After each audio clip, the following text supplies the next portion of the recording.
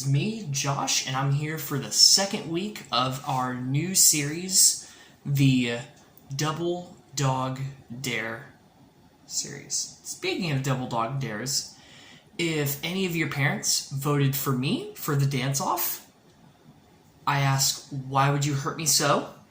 And if you voted for Jessica, I say, yeah, right on. Thanks for not voting for me.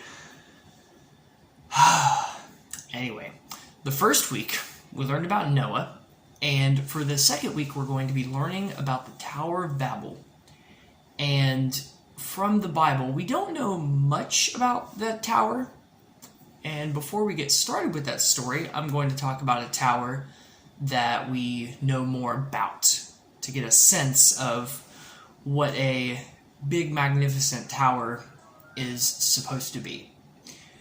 The tallest building in the world is called the Burj Khalifa, and it's in Dubai. Now, I could tell you how tall it is.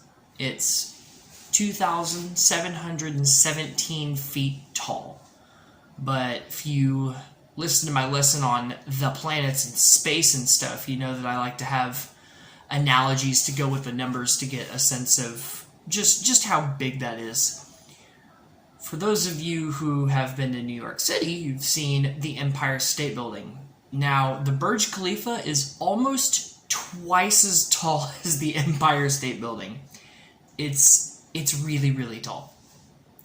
Now, unlike the Burj Khalifa, the Tower of Babel was never actually finished,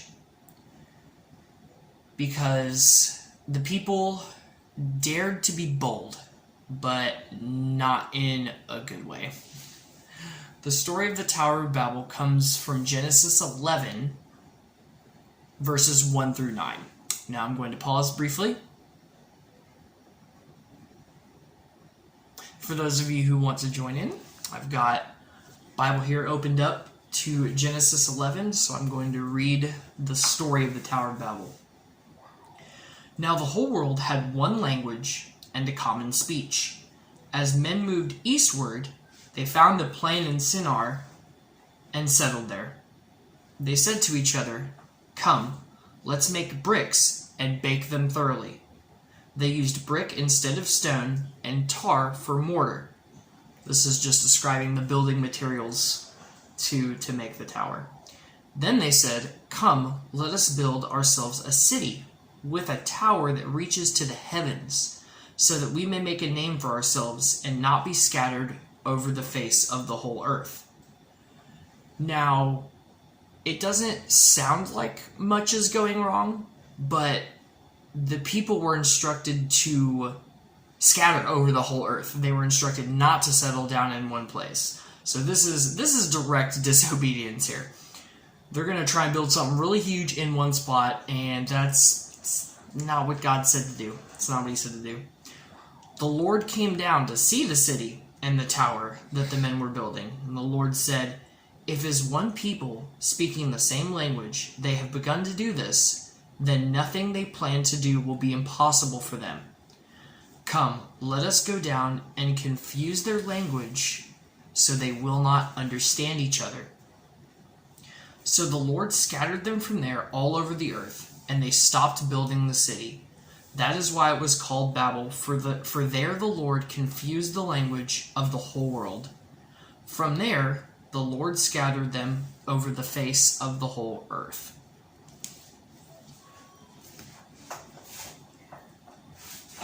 Now, I have three takeaways for this story here. First off is that the people disobeyed God.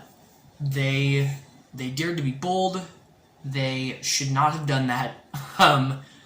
There's nothing wrong with building cities and building awesome towers. There's nothing against that. But they weren't supposed to be in one spot in the first place.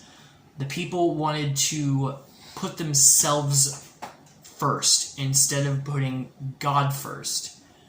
And that is the big idea for the second week of the Double Dog Dare series, is that if we want to obey God, that means putting God first.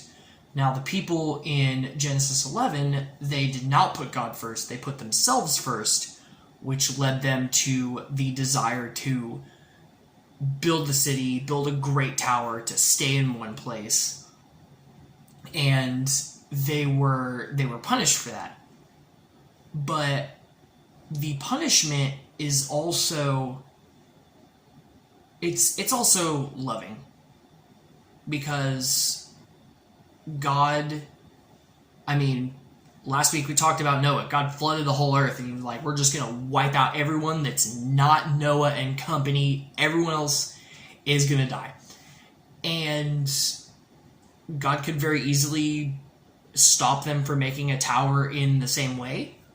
But the thing is, the punishment also demonstrated love, because it made them scatter like they were supposed to, but it didn't hurt anybody.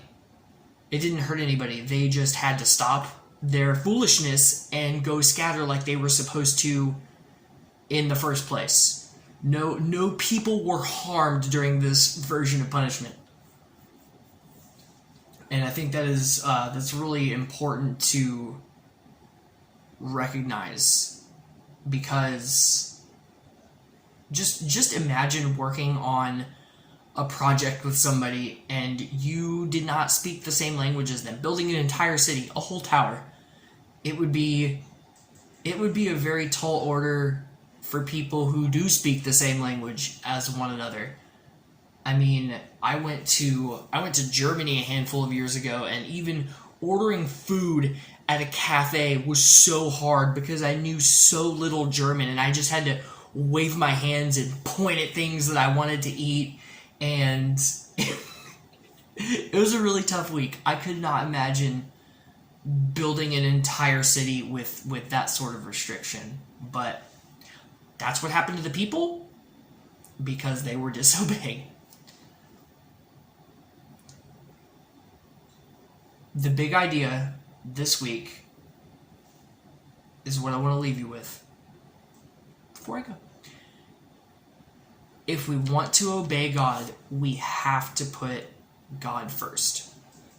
And that can mean that we have to take some of our own big ideas and put them aside in order to make that happen. But that is what obedience to God means. It means putting God first and putting His ideas first and His plans first before our own.